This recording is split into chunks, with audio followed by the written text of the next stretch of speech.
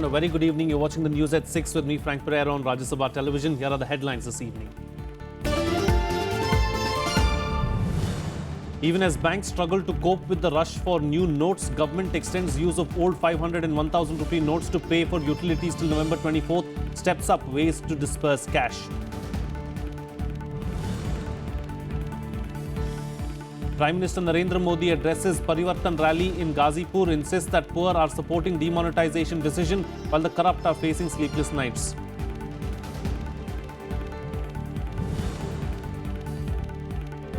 Opposition comes together to criticize the demonetization move, asserts that it's imposing a huge cost on the common man. MPs march to Parliament on Wednesday against decision.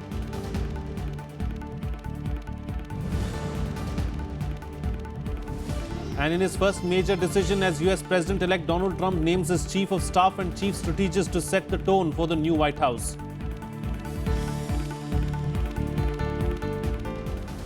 While acknowledging the difficulties being faced by the common man due to the demonetization move, the government on Monday announced steps to ease the situation. Economic Affairs Secretary Shantikanta Das enumerated measures being taken to disperse cash. He also sought to allay fears of the general public and reiterated that there was enough cash in the system. Here's a report. Amid continuing chaos and growing public anger over limited cash availability, the government has extended the deadline for the use of old 500 and 1000 rupee notes for services till the midnight of November 24th. Economic Affairs Secretary Shaktikant Das made the announcement on Monday, also saying that the withdrawal from ATMs has been increased to 2500 rupees per day per card, although this will apply only to recalibrated ATMs. A large number of micro ATMs are also to be deployed to help people withdraw cash through debit or credit cards. The ATM network, the recalibration of the ATMs has already started, and it is expected that from today or tomorrow, the ATMs will start dispensing higher denomination currency, especially 2000 rupees. Businesses with current accounts in banks can withdraw up to 50,000 rupees a day to pay wages. Government departments and central PSUs have also been advised to carry out all payments online and resort to cash withdrawal only in totally unavoidable situations. With regard to the National Payment Corporation of India, the Reserve Bank has already advised the National Payment Corporation of India to waive its transaction charges in respect of various transactions. These decisions to increase cash supply were taken after Prime Minister Narendra Modi held a high-level meeting with senior ministers and Finance Ministry officials. The meeting was also attended by RBI Governor and Deputy Governor. Kriti Mishra, Rajya Sabha TV. Well, the government on Monday raised cash holding limits of banking correspondents to increase liquidity in rural pockets. A banking correspondent is a representative authorized to offer services by a bank where it does not have a branch. Post-demonetization, the government is trying to reach out to rural India with the help of 1.2 lakh banking correspondents. Cash holding limits of these banking correspondents have been raised to 50,000 rupees per day. Banks also have the flexibility to raise the limit further in appropriate cases. Each banking correspondent can replenish cash multiple times in a week against the previous limit of once in 12 days. And in cases, and also there is flexibility and freedom available to the banks to increase this limit beyond rupees 50,000 in appropriate cases. RBI introduced a regulation in 2006 allowing banks to provide service at people's doorstep through the use of third-party services called the banking correspondence model. The banking correspondents charge a commission from the bank to enroll clients, transactions and deposits. While the ruling party exudes confidence that banking correspondents will address cash crunch in the countryside, experts question their efficacy. Short-term problem which the people, rural areas, people were facing, or people with a low income or people having Jan Dhan account, they could easily approach and get their currency changed. Black money, जिसको कि हम रोकना चाहते हैं, वो इस system के through वापस आ सकती है, and this can be used as a conduit to bring back the money into the system if deposit and withdrawal both are allowed to be relaxed. Second, एक और बहुत बड़ी प्रॉब्लम जो मुझे इसमें साथ दिखती है वो है काउंटरफीट्स की. India is home to 21% of the world's unbanked adults, as over 25 crore people have no access to banking services. The government now stares at a mammoth challenge of increasing availability of cash in rural pockets through its network of banking correspondents. Kriti Mishra, Rajya Sabha TV. Well, our correspondents are travelling through the country to get you people's reactions and on demonetization. Let's take you to Kotputli in Jaipur district of Rajasthan, where our correspondent Akhilesh Suman is getting the pulse of the people. Akhilesh, over to you. Yeah, Frank, I am standing here in Kotputli and you can see that there is Vijaya Bank behind me. There is also Bandhan Bank, I can say you, and there is Axis Bank. There are three banks situated here, and the ATM was open for just an hour here today. Though the bank was closed, but there was large queue of the people, and people were even demanding that if you don't want to give us money, you give us tea, you give us sugar, you give us essential commodities. So this is the situation. People were very angry and police had to control. But they are telling that from Monday onwards, they may start distributing rupees 500 note, because till now only 2,000 rupees note was available in the bank. Though from the ATMs 100 rupees note was coming, but it just lasted for 1 hour, and after that every shutter was closed. So you can see people around me, and people were facing the whole day. And if you tell me, I can ask one young man what the problem was facing. What was the problem? क्या problem हो रहा था आपको? Problem sir कुछ नहीं है हमको, मतलब प्रॉब्लम फेस करने के लिए तैयार है बिल्कुल. मतलब थोड़ी बहुत परेशानी तो होगी, पर कुछ दिन की परेशानी के लिए देश आगे सुरक्षित रहेगा, safe. So he is thinking that there was a problem, but he is feeling that it is good, delivering good to the country, and that is why there is a smile on his face, Frank. All right.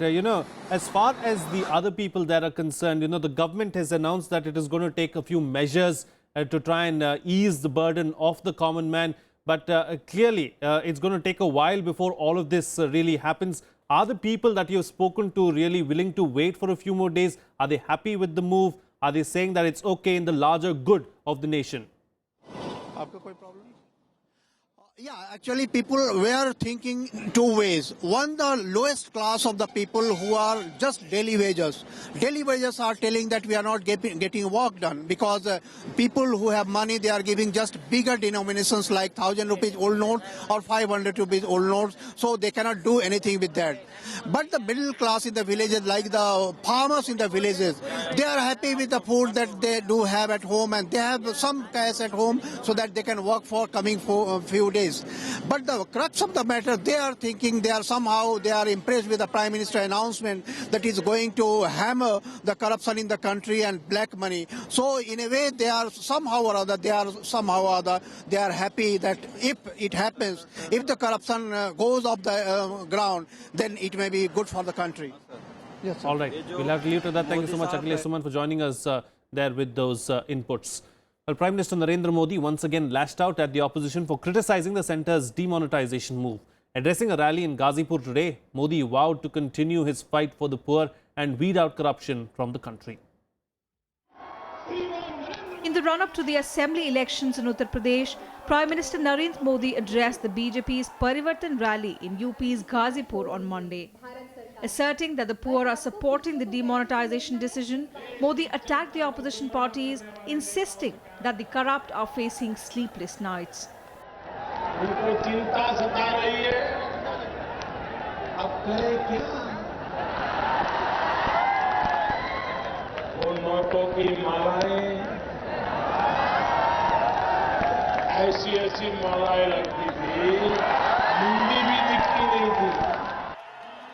Stating that he was pained by the hardships faced by the people due to demonetization, Modi said it was important to bring an end to the flooding of counterfeit notes that was feeding terrorism and Maoism.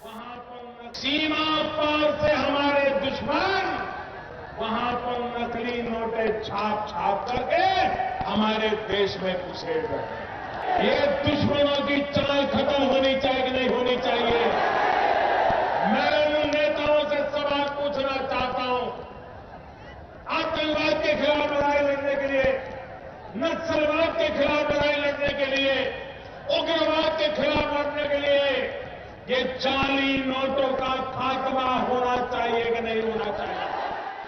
Announcing a comprehensive crop insurance scheme to reduce burden on farmers, the Prime Minister promised there will be a change in their fortunes in the poll-bound state. पहली बार हिंदुस्तान के किसानों को हमने ऐसी प्रधानमंत्री फसल बीमा योजना दी है जिस फसल बीमा योजना के द्वारा किसान बहुत ही मामूली पैसों से, मामूली चाय कॉफी का खर्चा निकाले उतने पैसों से वो अपना फसल बीमा ले सकता है और बाकी जो रकम भरनी है वो सरकार भरेगी। On Sunday, the Prime Minister made an emotional appeal asking people to give him 50 days to rid the country of black money. Promising more of such measures against the menace, he urged people to take inconveniences in their stride. Bureau Report, Rajya Sabha TV. Well, opposition parties are readying for a coordinated attack on the Modi government on the issue of demonetization. The Congress and the TMC have submitted notices in Parliament to try and corner the government on the move. Both parties also met today to jointly plan a strategy to tackle the issue in Parliament, which convenes on Wednesday. They have also reached out to other political parties on the issue. Putting up a united front, opposition parties intensified their attack on the government on Monday against the demonetization move. West Bengal Chief Minister Mamata Banerjee spearheaded the effort for a united opposition to take on the government inside Parliament when the winter session begins on Wednesday. When people are suffering, then political parties have to rise above their own party flags, get together. That's why Mamata Ji spoke to everybody today. So obviously all the coordinating is happening, and on the 15th, 16th, 17th, there will be this one day where all these parties meet the president. The Congress has already given notices on the issue in both houses of Parliament. Congress party support करती है जो पैसे हैं, black money है, उसको ख़त्म करने के लिए। मेरे ख्याल में हम लोग तो 2.5 साल से पीछे लगे थे प्रधानमंत्री के कि जो ब्लैक मनी है उसको ख़त्म करना, लेकिन हमने लोगों को ख़त्म करने के लिए नहीं बताया था। The left parties too questioned the impact of the step on the common man. Right now the priority is that you pin down the government on the floor of the House. Till the House begins, in these 2 days, relief to the people. We are telling the government to announce that all public utilities and everywhere else, these notes will be accepted. And all white transactions will be accepted till 31st of December or maybe a few days earlier, because those organizations will have to put it in the banks till the 24th, 25th, whatever it is. So give that relief to the people immediately. The Prime Minister admits there are difficulties for the people. This is what we have been saying, and other parties are also saying. The ordinary people, common people are subjected to unprecedented difficulties. Parties like the SP, BSP and the Aam Aadmi Party continued with their demand for an immediate withdrawal of the move. Narendra Modi की सरकार काला धन व भ्रष्टाचार पर अंकुश लगाने की आड़ में देश की करोड़ों आम जनता को ही खुले आसमान के नीचे लाकर खड़ा करवा देगी। इस भयावह स्थिति की कल्पना लोगों ने कभी भी नहीं की थी। सरकार के पास कोई प्लानिंग नहीं थी इसको लागू करने की। ये सरकार की बौखलाहट और बदहवासी दिखाता है कि किस तरह से सरकार पूरी तरह से बौखला गई है और उसे समझ नहीं आ रहा है कि क्या करें। अब जिद पे अड़ी हुई है सरकार। The BJP, on the other hand, questioned the opposition's intent on curbing black money. काले धन पर जो चोट लगी है, उस पर जो लोग चिल्ला रहे हैं, तो इस काले धन पर चोट पर चिल्लाने वालों की नियत में है खोट। With opposition parties united against the government's move, it will not be a smooth sailing in either house of parliament during the winter session. Bureau Report, Rajya Sabha TV. Meanwhile, ahead of the winter session of Parliament beginning November 16th, Lok Sabha Speaker Sumitra Mahajan has called an all-party meet later today. The meet has been called to chalk out ways to ensure that Parliament functions smoothly during the one-month-long session. The all-party meeting assumes significance in the wake of the current demonetization move, which has left scores of people cashless. The union government also aims to ensure smooth passage of the Goods and Services Tax Bill in this session. The centre too has called for an all-party meeting on Tuesday in an attempt to seek opposition cooperation inside the House. Well, President Pranab Mukherjee inaugurated the 36th India International Trade Fair in the national capital. This year, the fair will see 150 companies from 27 countries participating. This year's edition of the mega fair will have the theme of one of Prime Minister Narendra Modi's pet projects, Digital India. Addressing the ceremony, the President said that digital technologies like e-commerce and mobile services are major components of e-governance and will contribute to the country's GDP growth. He added that the government's recent initiatives in e-governance have started showing results in terms of public services in more efficient and effective ways. The yearly event is organized by the India Trade Promotion Organization under the Ministry of Commerce and Industry and will continue till November 27.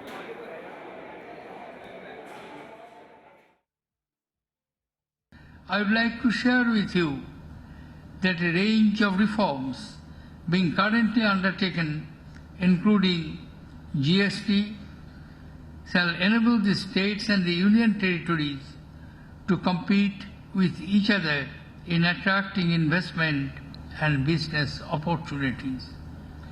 Over the medium and long term, these reforms shall also hopefully result in creation of jobs, thus contributing to the growth impulses in the economy. Meanwhile, Pakistan on Monday said at least 7 of its soldiers were killed in unprovoked firing by Indian troops across the line of control, following which Pakistani Prime Minister Nawaz Sharif asserted that the country is fully capable of defending its territory against any aggression. In a statement, the Pakistani army said 7 of its soldiers were killed at the LOC in the Bimbar sector in an alleged ceasefire violation by Indian troops late last night. It further claimed Pakistani troops responded to unprovoked Indian firing and targeted Indian posts effectively. Expressing grief over the loss of lives, Pak Prime Minister said it is extremely unfortunate that Indian forces have continuously violated the ceasefire agreement at the line of control in recent days. Sharif also warned India and said that we are fully capable of defending our soil against any aggression. Sharif also blamed that the Indian forces have resorted to escalating tension on the LOC only to uselessly divert the world's attention from the grave human rights situation in Kashmir. Pakistan Foreign Office last week said that the civilian death toll from the alleged Indian shelling has risen to at least 25 in the past few weeks. Let's now get your roundup of the other national news in nationwide. President Pranab Mukherjee and Prime Minister Narendra Modi led the nation in paying tributes to the country's first Prime Minister Pandit Jawaharlal Nehru on his 127th birth anniversary. While homage was paid to Nehru at his memorial Shantivan by President Mukherjee and Vice President Mohammad Hamid Ansari, Lok Sabha Speaker Sumitra Mahajan led parliamentarians in paying floral tributes to Nehru in the Central Hall of Parliament. The dignitaries were then presented with a booklet on Pandit Nehru. Thousands of students on Monday appeared for the annual board examinations in unrest-hit Kashmir. About 484 centres have been set up for about 48,000 candidates to take the Class 12 examination across the Kashmir division. The Class 10th exams will be held on Tuesday. Elaborate security arrangements are in place to ensure peace. Meanwhile, the state government has ordered the opening of schools in border areas in Jammu and on Tuesday.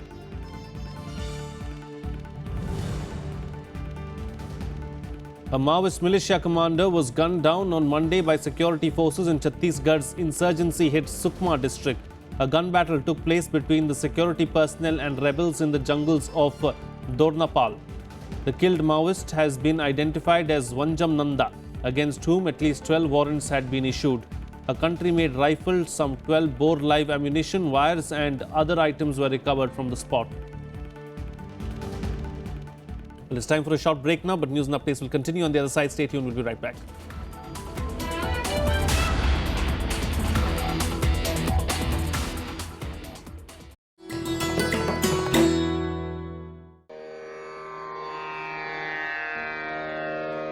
The sacred relics of Buddha were unearthed in Piprava in Uttar Pradesh. Buddhist monks from all over the world visit the National Museum to pay their respects. These charred bone fragments of Buddha are housed in the gold canopy gifted by the royal family of Thailand.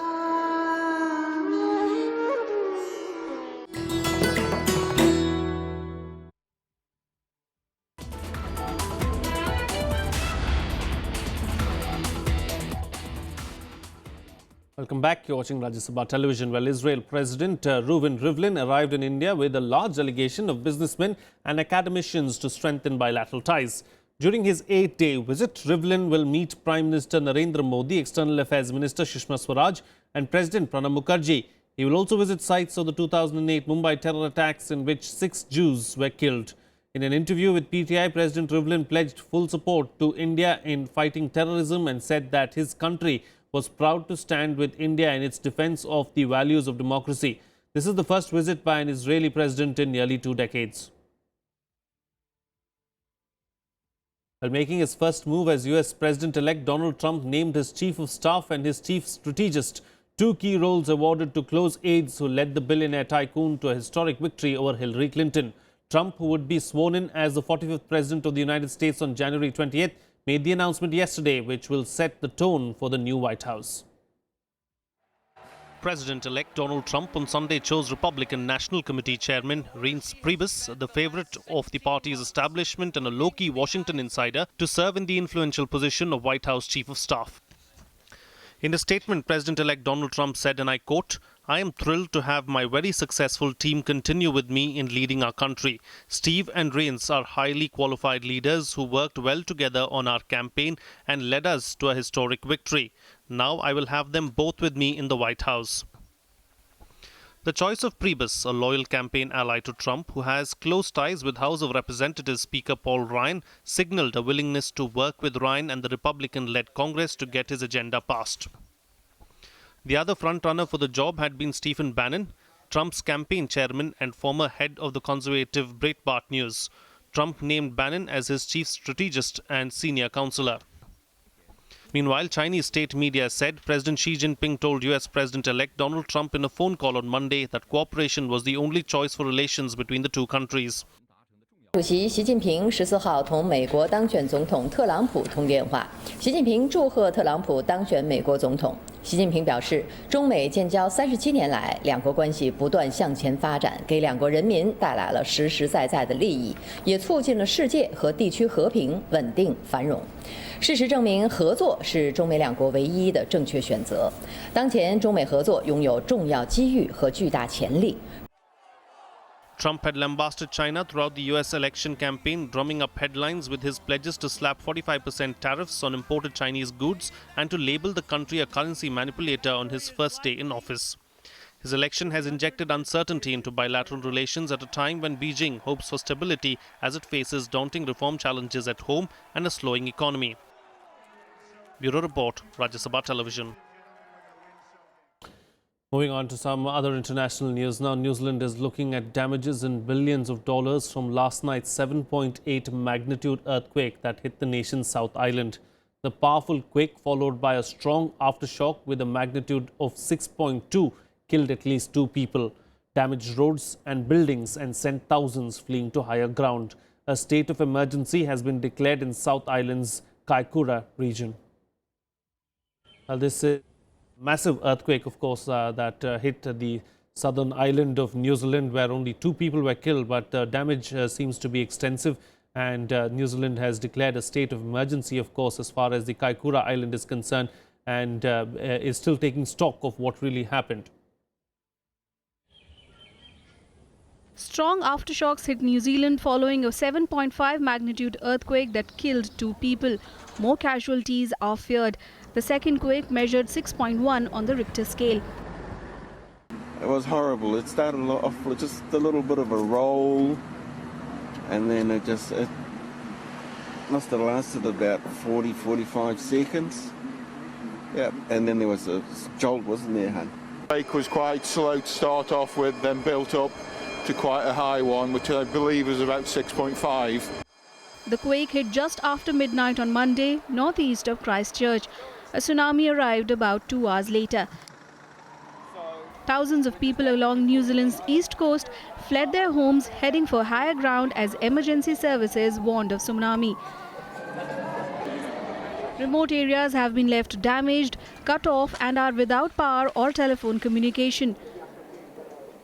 Many schools and offices stayed closed, ferries and trains were cancelled. And things started falling down So we tried to get to a doorway, and it was so violent then that I fell down. My partner got slightly injured, and it was just incredibly violent. New Zealand Prime Minister John Key has asked residents not to panic, adding that emergency services and civil defence departments are available and working round the clock for rescue operations. He also said that the damage is likely to be in billions of dollars. So there's some very short-term practical issues that need to be resolved, making sure that we get more water, food and ultimately people in here to support the nearly 600 people that are at the welfare centre, because the road access points here are blocked off. The only way through is flying people in and out. There's quite a number of tourists now who are ultimately stuck with international connections, so we'll have to think about that. That's probably relatively simple compared to the damage to the road. So the slips here are horrendous, to put a final point on it, and you've got to believe it's in the billions of dollars to resolve these issues. Civil Defence has declared a state of emergency for the South Island's Kaikoura region after Monday's large aftershock. New Zealand is on the boundary of the Australian and Pacific tectonic plates, which form part of the so-called Ring of Fire, experiencing up to 15,000 tremors a year. Bureau Report, Rajya Sabha TV. Well, time now for some sports news in Sports Beat. Indian golfing sensation Aditi Ashok scripted history as she became the first Indian woman to win a ladies European Tour title by clinching the Hero Women's Indian Open held in Gurugram. Ashok held a nerve to get the better of American Brittany Lincicome and Spain's Belen Mozo. Aditi won a prize purse of $60,000, propelling her to the top spot in the Rookie of the Year rankings.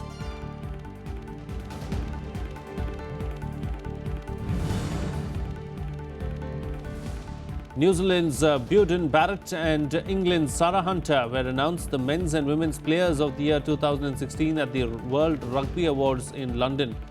Fly half Barrett is the fifth All Black in a row to receive the award, following the footsteps of Daniel Carter, Kieran Reid and Brodie Retallick. England captain Sarah Hunter was named the Women's Player of the Year only hours after her side beat Ireland 12-10 in their second test.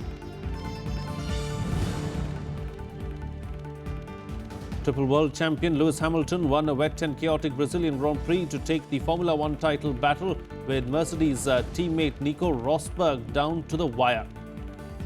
Hamilton's third win in a row from pole position and the first in Brazil left him 12 points behind Rosberg, who finished second. Rosberg now needs only to finish third at Yas Marina in 2 weeks' time to clinch the first title, even if Hamilton wins again. Well, that's it on this edition of the news at 6. Have a good evening.